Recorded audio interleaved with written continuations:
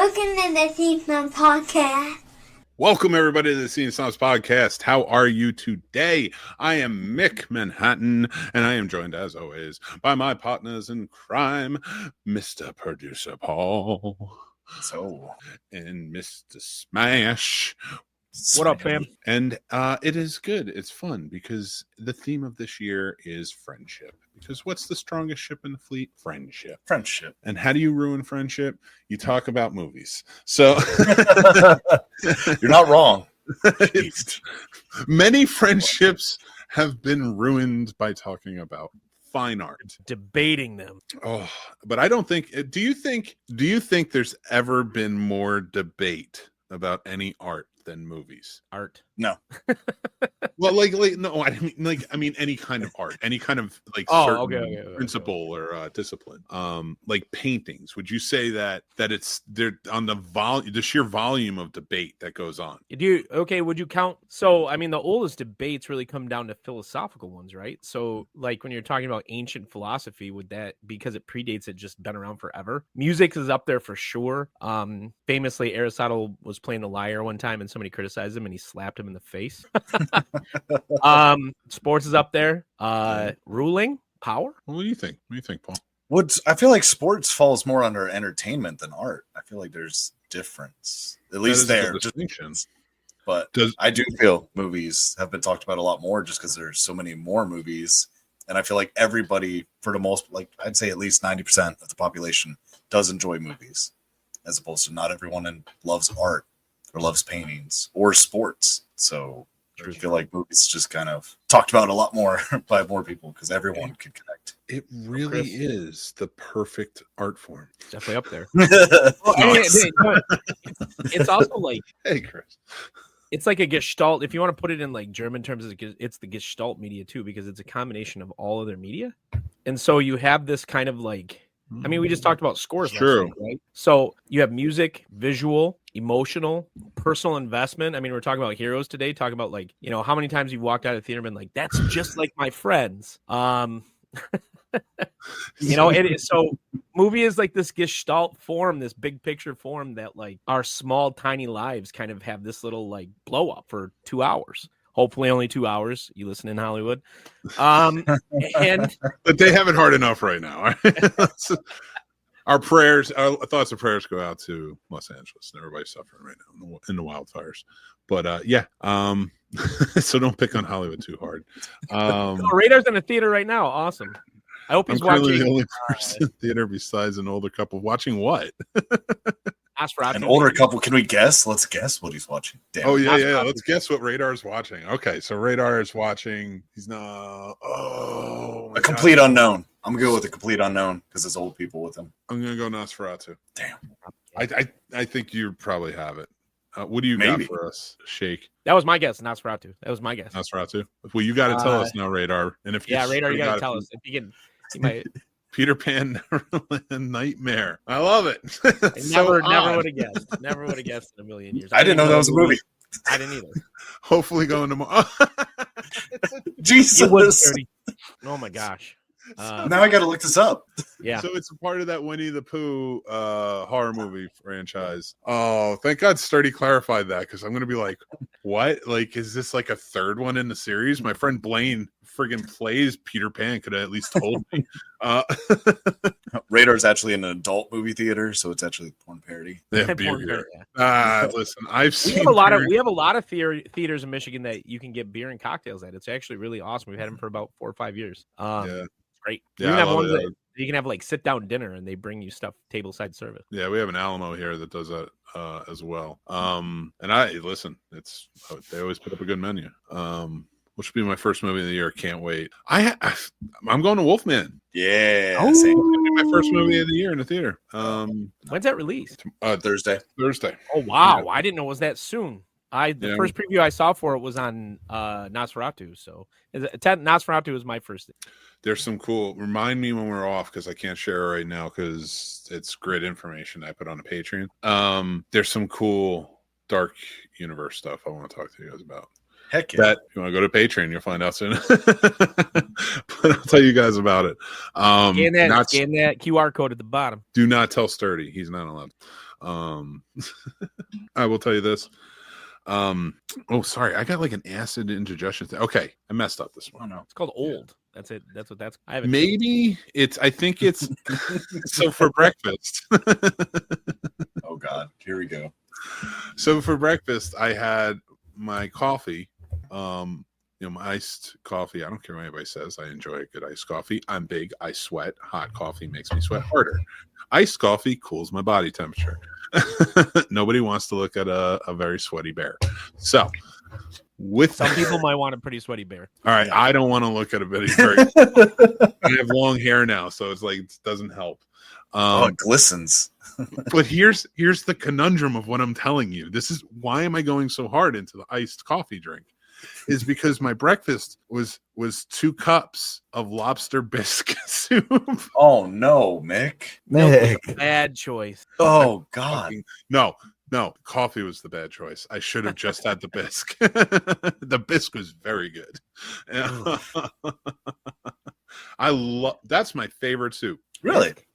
Yeah. Not like chili or chili's not a soup. Chili's a soup. Chili's a stew, if anything. You don't think stew is just soup? No, there's a difference. You don't What's have the to eat. difference? I don't. Paul, what do you think?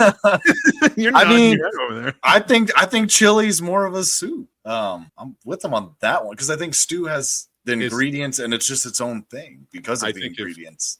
Chili is a soup, then so is hamburger helper. You are making chili wrong, sir. So the difference is this mix. I'm getting in my mind this like dry, pure beans and meat with maybe some diced onions, and Mick ladles it into a bowl. And there's very little like tomato base in it or anything like that. Probably not seasoned right. First of all, I put chorizo in my shit too. Ooh, calm it down. Fancy. I mix it up a little bit. You don't have to put the chorizo on just because Paul's here. He's not going to judge you. I don't care if Paul's here or not. I don't even need chorizo on.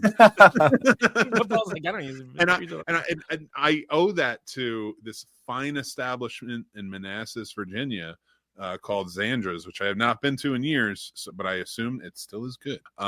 They had chorizo tacos, and I tried them, and I was like, the first time I ever had chorizo, and I was like, this would be great in my chili. So chorizo con limón? I don't know. Don't. I'm not going that deep. I didn't have chorizo for the first time till last year. Matt introduced me to it. Actually. Oh, it's so good. It's chorizo dip for the chips. I might need everyone to write in here on this one. I'm going to make some chili and I'm going to mail it. No, I do want to try your chili, and I'll do the same. We can freeze them and send them. I have a recipe that was handed down from my great grandfather who came here in 1903, I think. Well, he was first for my mom's side of the family, and it's a legit recipe. It's a 3-bean chili, and he was German, lived on the edge of Germany and Poland, and it's just phenomenal. The key part really, I mean, not to make fun of The Office, but like the key part really is letting the onions like settle with the meat before you do other things with it, and like it's just really damn good chili. But it's tomato based and very soup. It's soup with beans and meat in it. Like, you heard it here first, everybody from Mexico. The best chili comes from a recipe from 1903. Right here in America. Was it in Michigan? Was he from Michigan? Well, when he originally, so I lived in Ohio, and then he met my great grandmother in Michigan while he was like lumbering, like for lack of a better way to put it, because he wasn't a lumberjack, but he was like hauling wood. And the rest is history. They bought a place in Pentwater, Michigan, and started a farm and raised 16 kids. Jeez. That's what you did back then, and the rest is history. I don't know why this American Pie type of scene popped in my head where I'm dressed just like Paul over here, and I keep walking in the barn, and it's like summer, and everybody's like, why are you dressed like that? It's because I'm hauling lumber over here. Oh my gosh. I could see you doing that. I would 1,000% do that with my accent and all. I told a story the other day on one of my From the Collections on social media, and like it got deep. Like I was talking about, like, you know, Mario likes movies when I started there, and there's a hint of my Jersey accent pops out during it, because like I start telling the stories. You lost that non-regional dialect. Oh, I worked so hard for. I worked on that because when I was an actor, I was like, nobody wants to hear a Jersey accent. So like, I was like, if I'm going to take this seriously, I got to get rid of the accent. And I did. And now I feel like a fraud. Oops. So you got 25. It's 2020. I can't wait. I'm gonna make chili now. Like probably I might make it tomorrow or Thursday. I'm gonna make chili, and I'm gonna send you a picture of it, Mick. I'm gonna be like, "Is that soup?" And you're gonna be like, "Yeah, that's soup." Yeah, because you sent it in a picture. Get it? I like that for everybody who's God bless. Sorry, for guys. anybody who's listening to this later, fucking Dan had to make sure he did the click sound. That's how you know, like you were born in the 1900s, man. Is like that's how you show taking a picture. What's the international sign for phone? Yeah, okay, we're all of age. That's how we're gonna figure it out down the line. Who's cool? I like that. I'm gonna use that as a test now for new friendships. Did you guys ever have to use an actual rotary phone? Yeah, that's what I had. That's what we had in the 80s. Yeah, like we had I did a have full my rotary grandma's. phone. Like it was wild. We had a party line. Oh my gosh! You'd pick up the phone and somebody down the road would be on the line because there was only one phone line that went through the country. That's true. I think it ran through everybody's neighborhood. So Paul, you said you had it at your grandmother. Let me ask you this: Was it one of like the stand ones where it's in the front, or was it hanging on a wall? It was the stand one. It wasn't the one on the wall. The one on the wall was such a pain in the Yeah. Especially she might have had that. I was just little, I was short, so that's fair. I couldn't reach up there because I'm the same height that I was when I was a child. I'm not gonna love it. We haven't even talked about our main topic. Chili super stew. Weigh in, people. Yeah, weigh in on that one. It is not a soup. If that's no, you can't call it a soup. A soup is a soup. It's listed under the soups in restaurants, though, because it's cooked in the same in a similar fashion. It's a stew. We got Sturdy saying it's a stew, and stew, in my opinion, is not, because you're going for the meat and the vegetables and stuff in a stew, just like you are. You don't need all that extra juice and shit. But in the soups, it's got to be liquid. How many times has Sturdy seen Blood Lake at this point? Would you say 70? Okay, so he's omitted from opinions on anything. If you've seen it, that's not fair. I've seen it more than him. Just because I'm losing my mind doesn't mean I don't know what a soup and a chili are. All right, let me ask you this: would you eat soup at a football game? Yeah. Get the fuck out of here! You wouldn't eat soup at a football game. I ate sushi at a baseball game in San Francisco. What are you, an Eagles fan in 1972 Philadelphia, and you have a thermos with soup in it? Like, Jesus, that sounds so nice. Nobody would do that. I would try. I can't get into gates with a thermos nowadays. You know what they're going to do if I walk in with something like this, Mick? I'm done. You're going to see me on the news. Can't be doing that. You can't. Okay. Would you drink soup out of a bottle? I mean, I drink it out of thermos, which is thermos. Yeah, I've done that before. Yeah. But would you drink chili out of a bottle? Absolutely. It'd be so delicious. This that, is like, so disgusting, and it's not true. That tomato beef base. Oh my gosh, that tomato beef. It'd be like so hearty and like. I won't drink chicken noodle soup out of a bottle though either. So that's not a good. Oh my god, we got a long time listener from Matt versus hold on one Smash second. I'll get to that one. Let me see what Sturdy's got to say real quick. No, chili is generally not considered a soup. It's more commonly classified as a stew due to its thicker consistency with a higher ratio. So you're making soup wrong. That's bad chili. I would argue that's solid, bad chili. Solid ingredient. What are you talking about? You're insane. That's a soup. You are making a soup. You're making a ground beef soup with some chili powder mixed in. You're making pho is what you're making. That's 100% what you're making. You don't know what chili is. I agree with Chris. Chili is its own thing. And now, Smash, you would please further. Good to see you, Ryan. I'm over my Jaden Daniels fear now. It took a week, but I'm ready to destroy Jade. I needed some time. That's all I needed. We shall see. And you gotta go check out Betting Bros for that one. That was a fun one. Friday, 6 p.m. I'll pitch it again at the end. Oh my God. Listen, let's just move on because I can't talk about chili anymore. You can weigh in, everybody, but let's focus up because we got an amazing conversation coming to us. And we are talking about movie heroes tonight. This is something that, like, for me, I was like really, like, as it was coming into my head, I'm like, how much we see a lot of pop culture always quoted, heroes talked about in our own right, different people. But what about, do you feel like movie heroes have become this thing that influence people and how they act now? I really want to like deep dive into this. I would say yes, because I got I'd say the younger generation after me, especially because I know some guys that like kind of live by some of the philosophies they see in their heroes, such as, you know, Batman would like literally would tell me, oh, well, Batman would never, you know, smoke marijuana, so I'm not going to smoke because he doesn't smoke, and that's why I don't, you know, I'm straight edge because it's what Batman does too, you know, things like that. So I get that's an extreme, and I'm not saying most people are like that, but I do think it plays a huge factor in some people's lives like that. Oh, I don't disagree at all, honestly. I don't know. I think that, yeah, I the more I was thinking about this, I realized like what heroes were for me as a kid, you know, in a situation where I found myself in more fear than kids should. And like turning to my comic book heroes or my TV heroes was always like a good feeling for me. It always felt,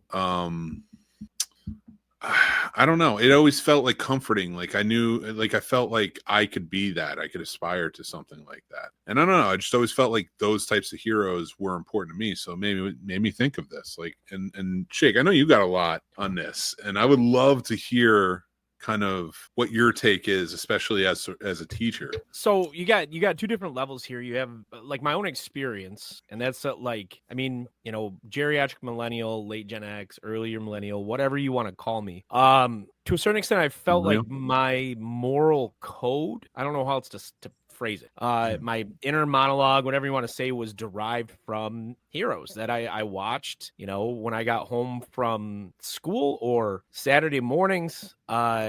You know, and I don't want to give away people from my list or anything, but to a certain extent, like, I mean, people would say WWJD, right? Like, remember the bracelets and stuff? And for me, it was like, what would Optimus Prime do? What would Duke do? What, you know, like, what would Lion-O do? Like, it sounds nerdy as a kid, but I mean, I was 5. I didn't. And Please don't put it down. I would really, and that translated as I got older into like some heroes from books, especially. But I would argue, so if you take it to the largest scope, we have this undercurrent in our entire civilization where these archetypes that reflect our values and our tropes as people. And so what heroes actually are a reflection of the things that we desire, right? And so who we actually are putting on a pedestal is ourselves, the best version of ourselves, you know, whether you want to call it the like super ego, if you're into the Freud pseudoscience or whatever you want to call it. Or heroes your Smashes list.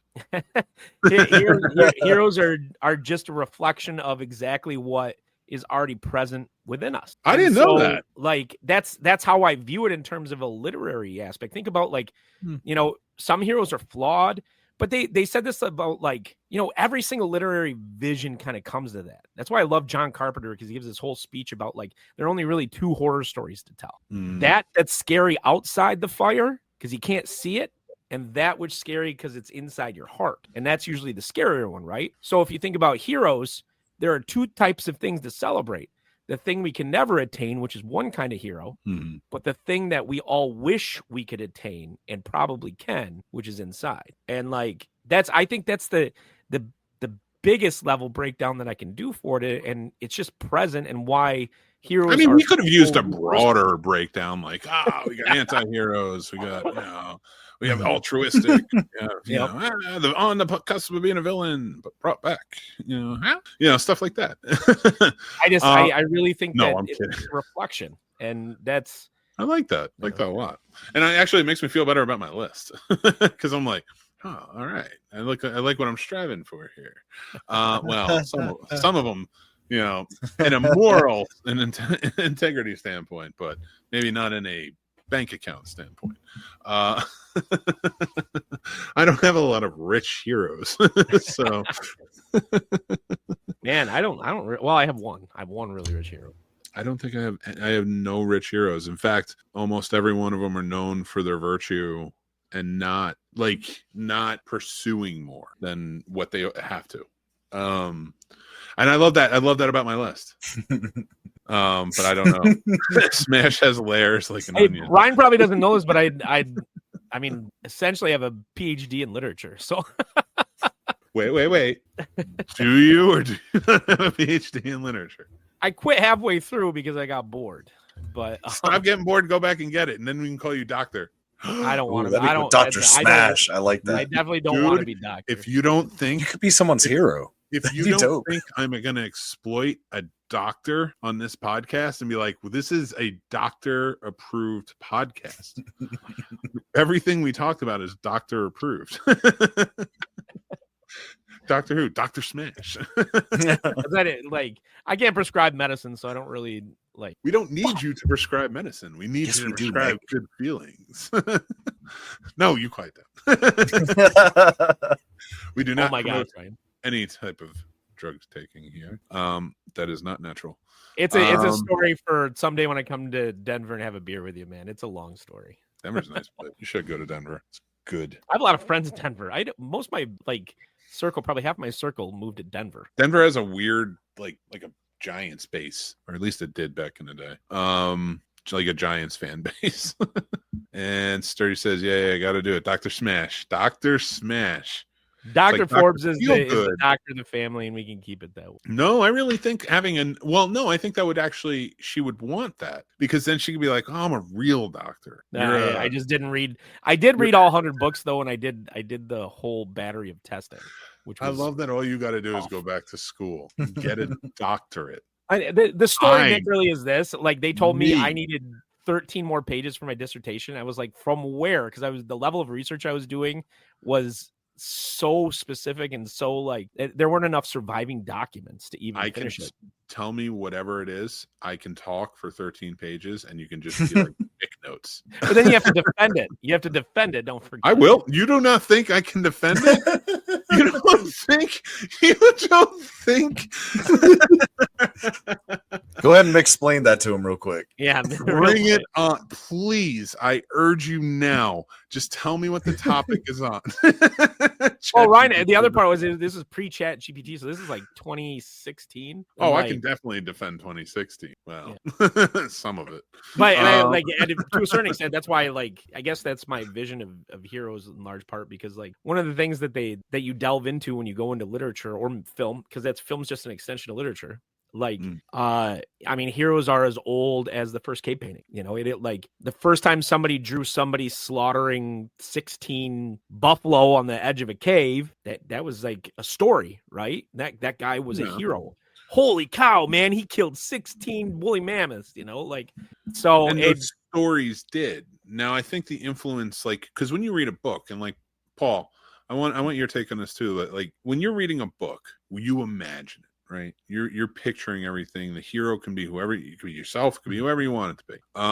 It's your own movie in your own head. Everybody's is different. It's not with movies, and I think that's where the definitive our movie here. I feel like movies and television more than any other medium moves the needle in terms of life, society. Right? What do you guys think? Is that something you guys would agree with? I think I would agree with that. I don't know.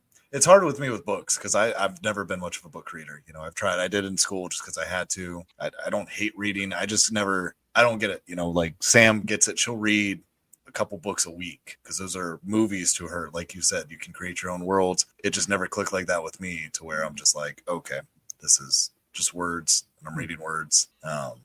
Just never clicked with me in that aspect. So as far as that goes, unfortunately, I'm kind of out. No. But for movies though, would you say that movies and TV, books, I think do move the needle of society, but I don't think anymore. I think there's been a drastic shift, and I think it's mostly movies now. And I think that's almost sort of a dangerous thing, in my opinion.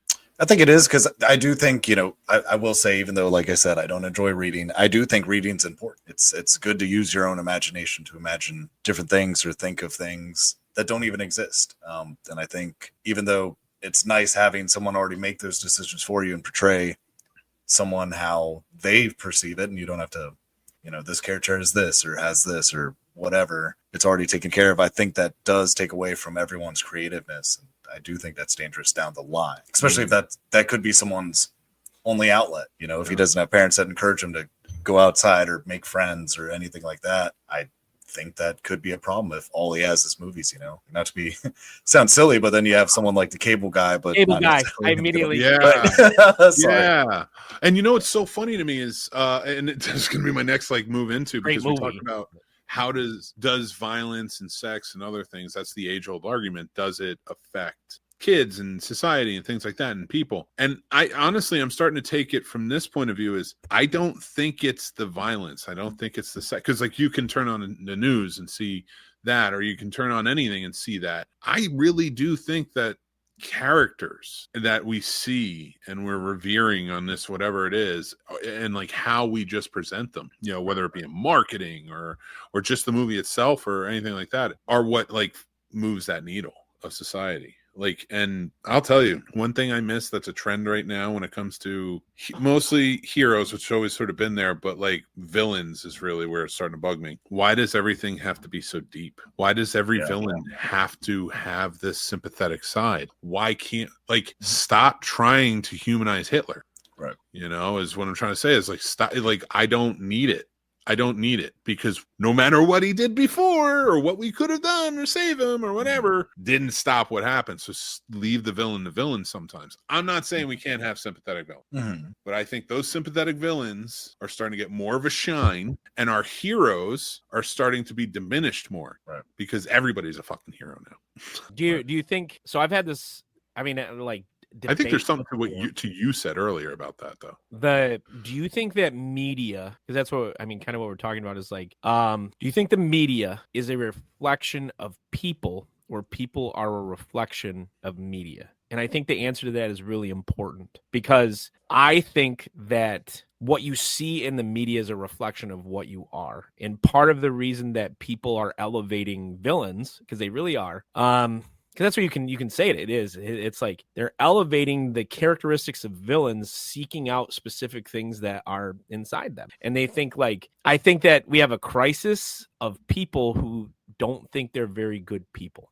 Yeah, and in fact, to add to that, my reasoning for us seeing ourselves in the villains in movies now isn't because that's the way they're written, on purpose. I think it's just how even the writers are feeling, because who is the enemy of politicians? Who is the enemy of rich people? Who is the enemy of media? Us. They want us to think we are terrible and we need to want to improve ourselves, or that we are always just the worst in all of their minds. And when you get shown that in everything you watch, and the news and everything, and reality TV and everything else, the worst parts of humanity, to show us that we're terrible, that's what we're going to think. And what I kind of like about the sympathetic villain is, if that is the case, if that's how we see ourselves, and you are in fact right, and I'm right about this, that's how we see ourselves, then at least now we're starting to see ourselves come out as the hero. Okay. I hope so. I like what Ryan said there.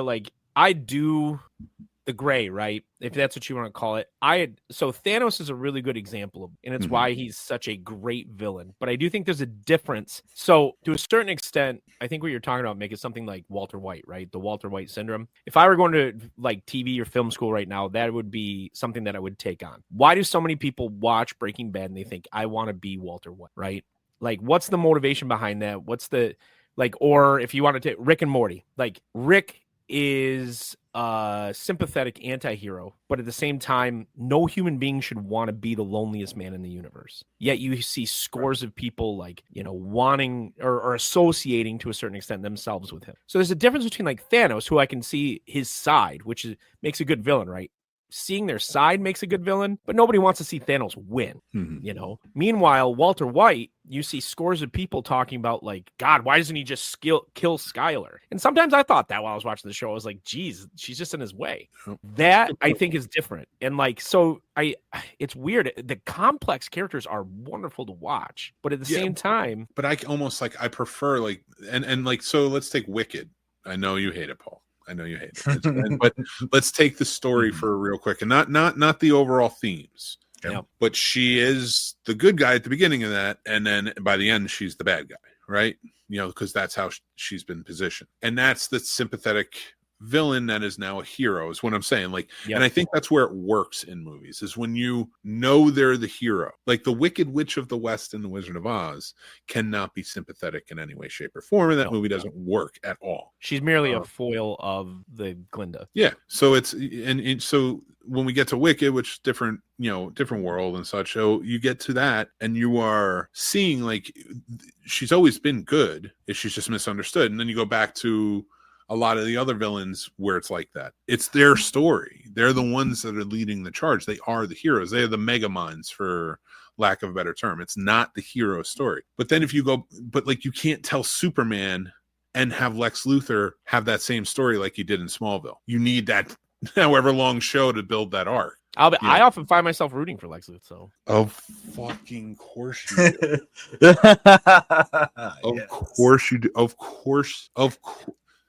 We've had that discussion. I find Superman's tendencies to be fascist inherently. So, which is the ultimate. I know he's not on your list. He was derived as like a counter to fascism, but like truth, justice, and the American way for whom? For the two Jewish writers that created him. I gotta say one thing. Did you think they created him for America? Did you think that old FDR ran out and was like, "We need a new such and such hero," and then like they were like, I didn't like. But the other part was my introduction to Superman was The Dark Knight Returns. So it's not even his story. I can't control that's how it was introduced. That is 100% a parody on Reaganism. 100%. 100%. But like, I mean, I think I was 8. So it was like 91 when I read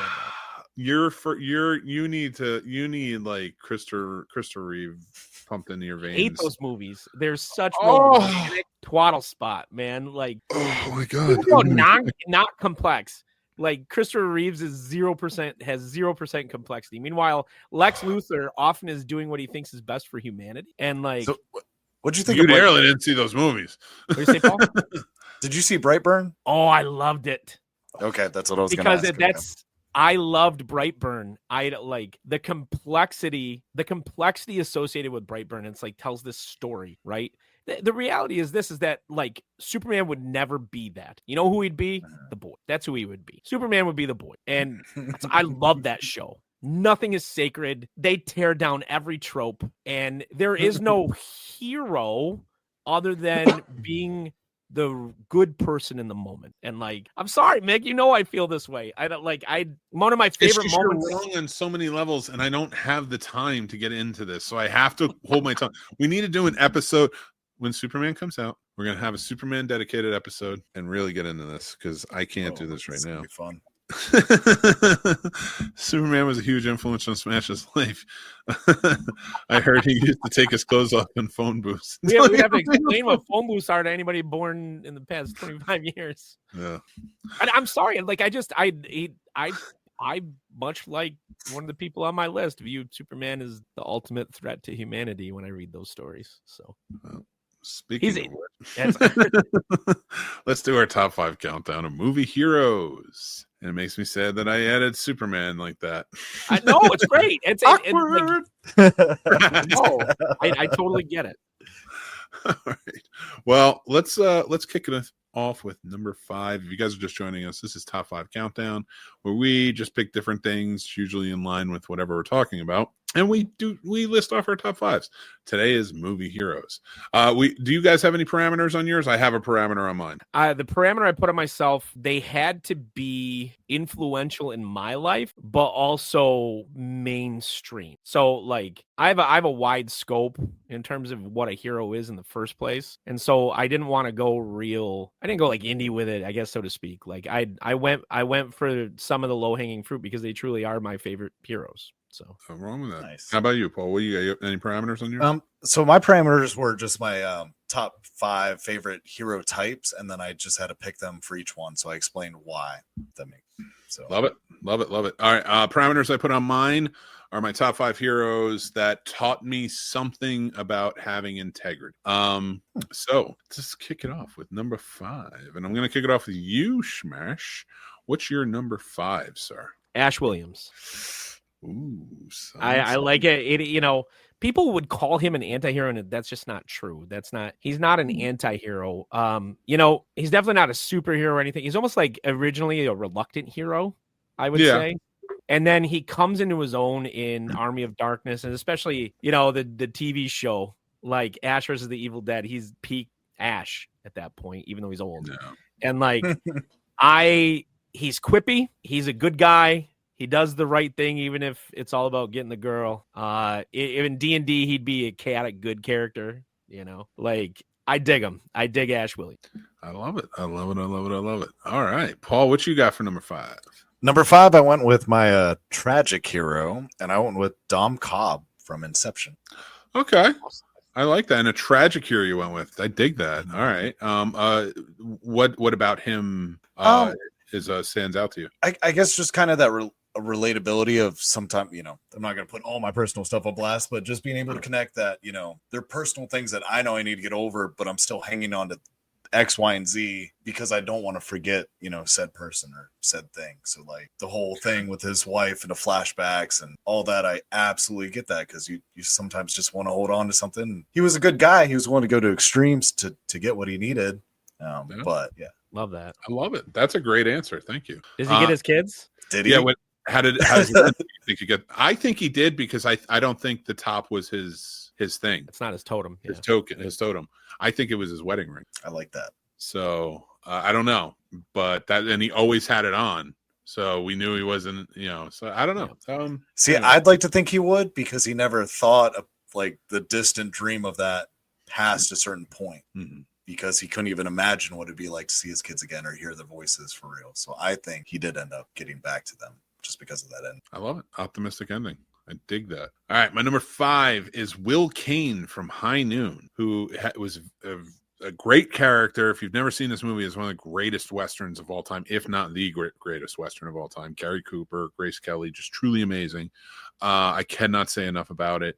Made at a time about McCarthyism and the blacklist, and just such a beautifully done movie that encapsulates all of that heroism, but not about the hero. It was his courageousness, his bravery. That's what I learned from this character. A man who, against all odds, still stuck up for what he believed. And he stuck to his commitment, and he stayed brave through it all. So, Will Kane from High Noon, highly recommend. Number 4, Dr. Smash. Well, pre-Dr. My number 4 is Luke Skywalker. The chosen one. Growing up, like everybody else, I pretended I was, and it was hard to choose between him and Indiana Jones. I just chose Luke because honestly, like I always appreciated his journey in all three movies. And he truly embodies like living up to the things that you're fated for. And I really dig that. I love that. That is a really great answer. Thank you. Simple, but yeah. I dig that a lot. How about you, Paul? What's your number 4? So my number 4, we're going to go with the anti-hero, and I went with John Wick. And I'm not. Yes, that's mainly the whole basis. I'd like to think if someone killed my dog, I'm not saying it's the right thing to do, you guys, but I'm saying you need to get some retribution for that. Like that's your pup. That's your. I'm a big dog person, so 100%. And he's totally an anti-hero because he slaughters how many people now? Like it's up to 400 kills. So he's not the good guy for all intents and purposes. But yeah, that dude's that's my anti-hero. That dude's like, if you took the ticket against me, you die. Like that's it. At what point? At what movie? Because there's going to be a 5. So at what movie do they finally say, "All right, can we just leave him alone? Can we just get him?" Isn't there a TV show too called The Continental coming? Yep. Yeah, it came out. It's on Peacock. It was. It was. Oh, okay. Yeah. I didn't know it was out. That's my bad. Ryan says John Wick is his number 1 top assassin. I quit my training after 200 kill, so I got bored. I love it. All right, my number 4 is Virgil Tibbs from In the Heat of the Night. he's so virtuous. Like he lives for the virtue. His virtue. That's it. Like he's doing. I've actually never seen the film, only the TV show. It's so the film is just top notch. But like he taught me about standing tall, standing proud, being who you are, not letting anybody take that away from you, or knock that away from you. Especially with when the movie took place, who was in the movie, where it took place, the whole nine, like all of the themes in that movie. But he played it. Sidney Poitier played everything perfect, but he played it just so beautifully, and it was just truly an amazing movie hero, in my opinion. So that is my number 4, and then we're gonna go on to number 3, the big 3. What you got for me? Might get a little sad here. Number 3 for me is Wolverine. Growing up, I don't see, like, I know other people have qualified him as an anti-hero and they've written about it. I don't agree with that analysis at all. Obviously he's not like your typical hero, but I do think that, again, like I live in this area of you just do what's right at the time. And I remember watching the comics after reading some of the comics, watching X-Men, and then those X-Men movies came out in the late 90s, and I was like, this is exactly how I pictured Wolverine. And then fast forward to Logan, which I think is a top 20 movie of all time, a perfect film. Oh, yeah. Logan just shows that no matter how far you get from center, you can always come back, and I think that's a really good lesson. Love it. It's a good one. Wolverine. All right, Paul, what you got? So my number 3 is going to be the reluctant hero, and I can't tell you how many times Sam and I have watched these movies, but I went with Harry Potter because he non-stop will tell you he doesn't want to end, like he doesn't want to be the guy, but he is the guy. I call bullshit on that. That kid was all about it. He lived under a staircase. Of course he wanted to be the guy. He was like, I'm important for like 3 seconds. I was like, I don't even get gifts. But Harry Potter is just amazing. So I guess that's my only real connection with him. Is just, I think I called him Wand Jesus in my analysis in undergrad. I can see that. That makes sense. Space Jesus, Wand Jesus, Sand Jesus. Like, oh no, you misunderstood that book. He's not a hero. He's not an anti-hero. He's the bad guy. He's the bad guy. We get into this all day, but I'm gonna go with my number 3, which is George Bailey from It's a Wonderful Life. You love that movie. I love that movie. He always stood up for his community, what reluctantly or not. I would say reluctant hero. He always wanted to go off and do his thing, but he stuck around. He stayed with it. He was always there. He suffered. I mean, dude dealt with a lot. So, and through it, afterwards, God threw him a bone, which was nice. God, it's nice. Love it. I love. So I just love the way he stood up to. Again, I like when they're fuck the billionaires, fuck the millionaires, whatever they are. Except for President Donald J. Trump, who is great. I mean it. Number 3. Number 2. Speaking of ultra billionaires, Batman. I love Batman. You're so different on ours. I love Batman so much. I remember in 1989 when Tim Burton's Batman came out, and I got it on VHS and I watched it on repeat as a 6 and 7 year old.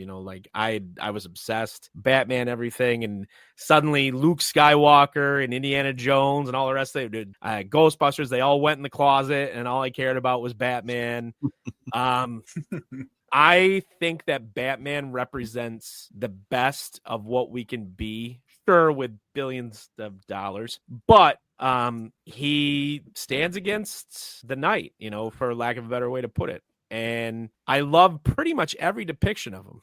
And I'm soft on you know this. Mick hates this. I'm soft on the 2 bad Batman movies. I'm soft on them. I enjoyed watching them, but I think that Batman represents the best of what humans can be. Human. If you have billions of dollars, if you're in the top 1%, you can be Batman. If you're not, You can get in shape. Kill to be Batman. Your car's not going to be bulletproof or anything. Anyway, I can't do that. I'm gonna have to debate in this right now. I can't debate Batman versus Superman. All right. My favorite line. Nope, You know what my parents taught me? Dying in the gutter. Like that's what a great line. God. You can't kill that which came from the dirt, Mick. Paul, what do you got for number 2? My number 2, I went with the everyman hero, and I think so. Since John Wick was on the list, obviously that's one of my top. So I think on the other hand, a movie that I found very, I guess, more realistic, like actually kind of made more sense and wasn't as fantastic as John Wick was Nobody. So I went with Hutch from Nobody. Great. Oh, I love that movie. You're very twisted, Paul. I'm a fucked up person, Mick. I know it. You know it. You guys know it as viewers or listeners. I'm sorry. All of Mick's heroes are lawful good. All of mine are chaotic good. All of Paul's are chaotic neutral. If you notice. I love it. All right. So my number 2, and I picked from a specific movie because this one taught me loyalty, the integrity of loyalty. And that is Captain James T. Kirk from Star Trek 3: The Search for Spock. No, yeah. Specifically 3. Yeah. Well, I mean, listen, all comes into frame when it comes to James T. Kirk. But this movie, as much as Khan is such an amazing movie and has one of the best friendship movie scenes of all time, one of the best heartbreaking movie scenes of all time, one of the best movie deaths of all time, I can go on forever. It's this movie that really shows, I think personally, the loyalty of the entire bridge crew. You see it a lot, but like in a TV show, sporadic form where the couple were together here and there doing this. In the first movie, it really wasn't. They were kind of like torn all asunder, trying to get used to it. The second one, the writer and the director's fault, though. The first movie, yeah. Well, of course, but the second one, so good, so great, but it is wartime, and you don't get that the camaraderie, like this one you do, and it has it's a desperate search for his friend, and all that. He's just loyal to everyone, and even his loyalty being tested with his son at the end. So that's what I'm gonna say. Awesome. That's my number 2. And number 1. Number 1 for me, and unquestionably Optimus Prime. I feel like I got my own code of honor from him. Like number 1 with a makes bullet. Makes a big home alone. No, not with the bullet. Not with the bullet. Number 1 with perfect precision. Nice. In fact, I think I might make him my number 1 just to show my love.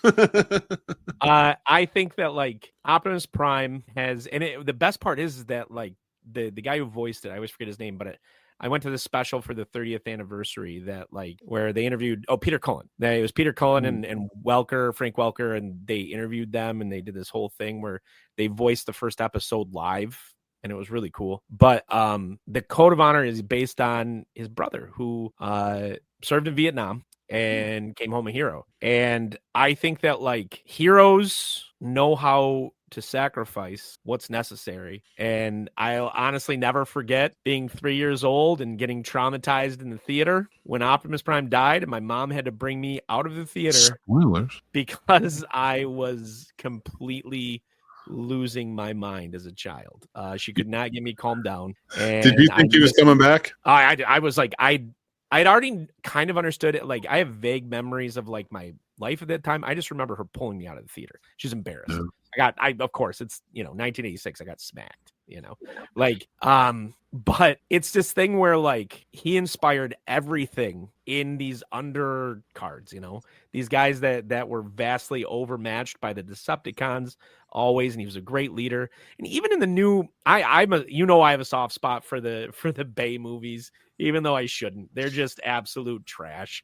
But like I still enjoy watching them because the second Optimus Prime comes on screen, I am 5 years old sitting in front of the TV eating my cereal. So Optimus Prime, man, he represents what I hope is the best about me. if I remember correctly, after he died in the movie, Optimus Prime didn't come back until Beast Wars. He does. He comes back in season 4 of Transformers. Does he? Oh, okay. I thought for some reason it was like years later in Beast Wars he came back. Is what I heard. Oh man, am I showing my nerd? So he comes back twice. In season 3, he comes back as a bad guy with these spores that bring his, robot body back alive. And then 4, they find a way to bring him back in a 5-part episode, and it's the Many Faces of Optimus Prime. It's called They have to basically piece him back together because of a crisis with Galvatron. So pussies. Deep Transformers dive for the day. Let the man die. Just let the robot die. Just leave it alone. Let it go. No. All right. Paul, who's your number 1 on your list? My number 1 hero, I kind of cheated, so you guys bear with me. Don't hate on me too much. But I went with Chris Kyle from American Sniper, honestly. Awesome. That movie kind of made me, like, I'm not saying I'd never respected a service member before, but that really showed how much, to me, movie-wise, that showed really how much they sacrifice and how much they put their own emotions even to the side. And even when they're breaking, they're still doing what they think is best for his country. And I thought it was beautiful. And I thought it was a beautiful moment when he calls his wife and he's like, it's time, like, I'm ready to be home. Because I think a lot of times, we hear about heroes, especially due to war, and we don't hear about the mental illness. And I think that movie and his story, it just does a great job of just covering everything. So I went with Chris Kyle from American Sniper. Awesome. My number 1 is, I pulled it up. It's Wreck-It. It's Ralph from Wreck-It Ralph. I'm gonna wreck it. God, I love that pick, Nick. I love that pick. I think he's such a great hero, and teaches you that doesn't matter what labels people have for you. You can be your own hero, Go out there, save the day. I love Wreck-It Ralph. I think it's a great movie. A great message about self-acceptance too. Like that's it. Like what a wonderful film. Both of them. I enjoyed both of them a lot. Yeah. I actually, in the theater, my wife and I took 2 kids to see it, and they were, kids, so they didn't start tearing up or anything. But Ralph is diving towards the thing at the end. He's like, I'm just me, and that's okay. My wife and I are like, collapsing in on ourselves. And the 2 kids looked at us like, what the hell is wrong with you? And but I love a good redemption sacrifice story anyway.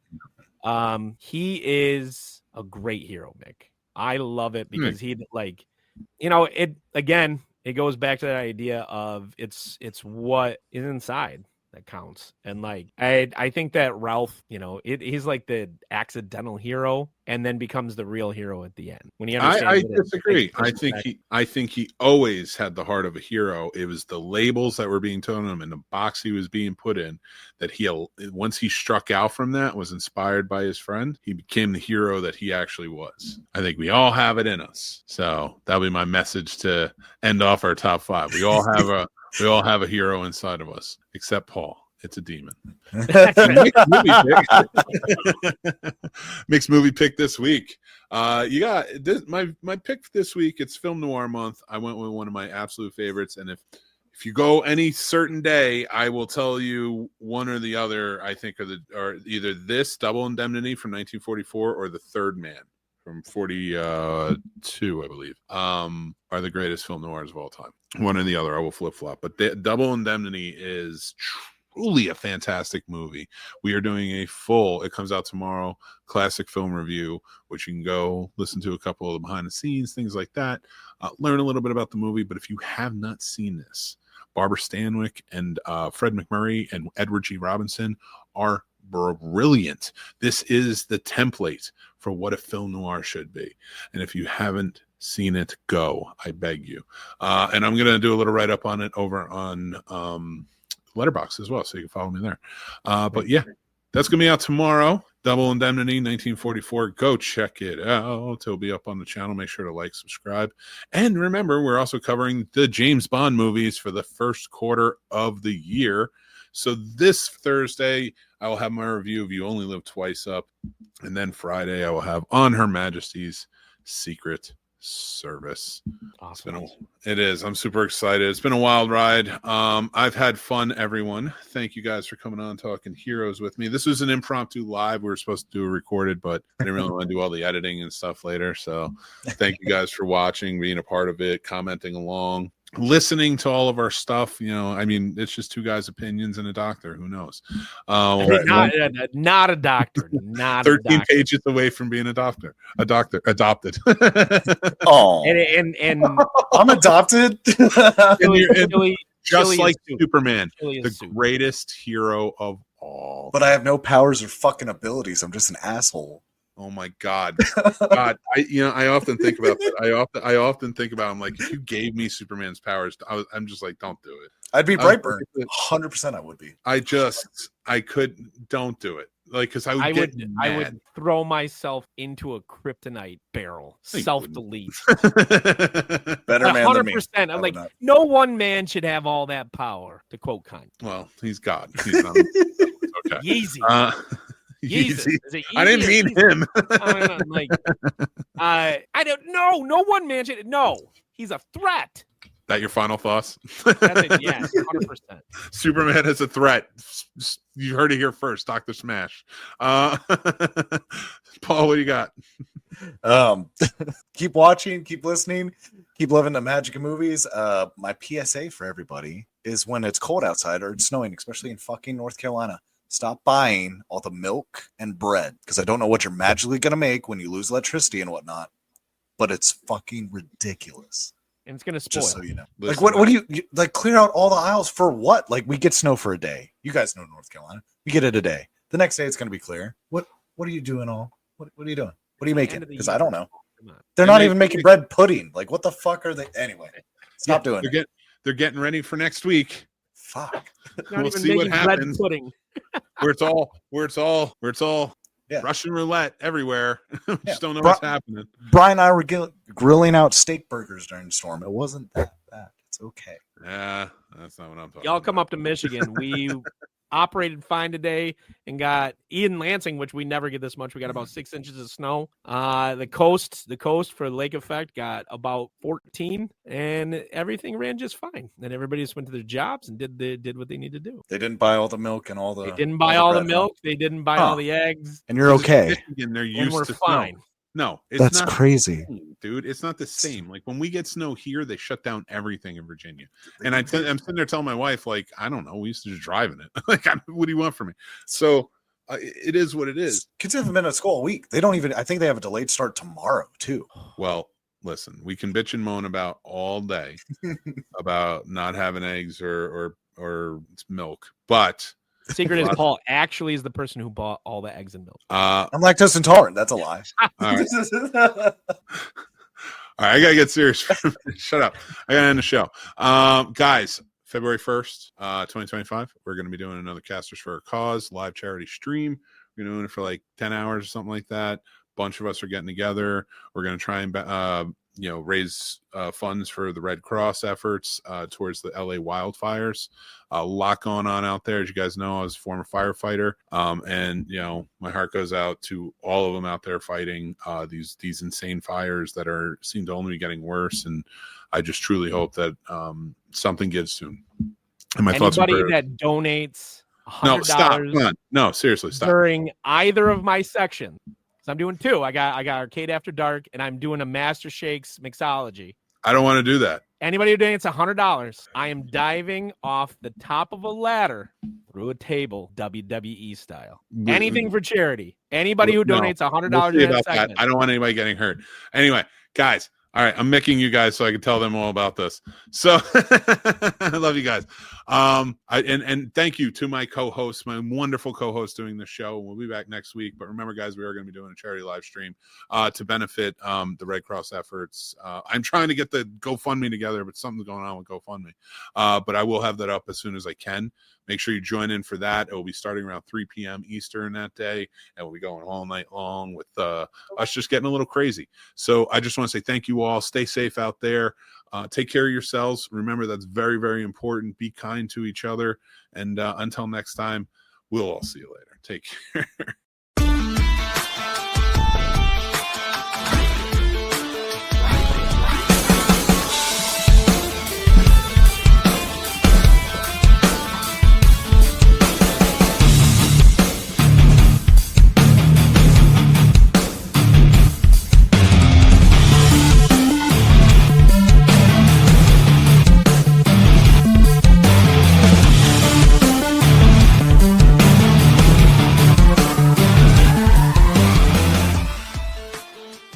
Go Tables. I'm going